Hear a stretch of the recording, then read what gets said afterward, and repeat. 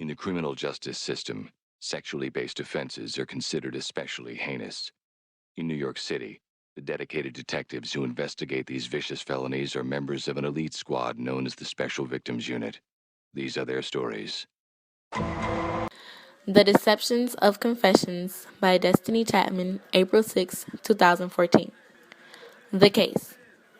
The crime happened on November 7th, 1994. It took place on the south side of Chicago in the neighborhood of Inglewood. Nina Glover was found in a dumpster, and an autopsy proved that she was a prostitute and used drugs.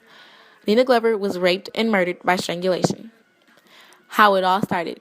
A year later, a friend of Swift's, Jerry Fincher, voluntarily gave information about Glover's case.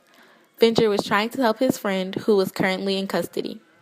While Fincher was in custody, he gave several statements that included him, Terrell Swift, and others in the rape and murder of Glover. What happened next?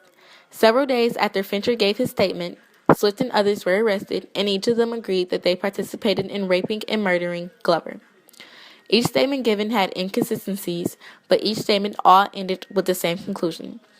Due to their confessions, each teen was sent to trial. A pre-trial DNA test was done, and that test excluded all 5 of the charged teenagers as a source of the semen. What happened next continued. No physical evidence was found that connected the teenagers to the case.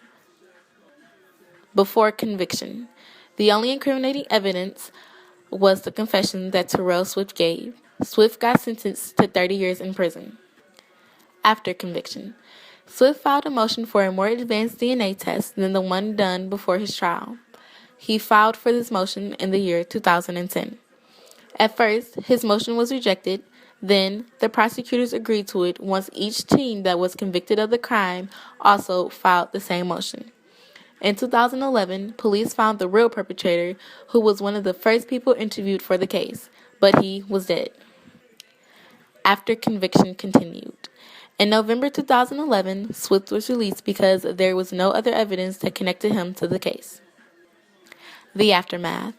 Terrell Swift was convicted in the year 1998, and he was exonerated in the year 2012. He spent 12 years in prison. He has not yet been compensated. Terrell Swift was only 17 years old when he was convicted.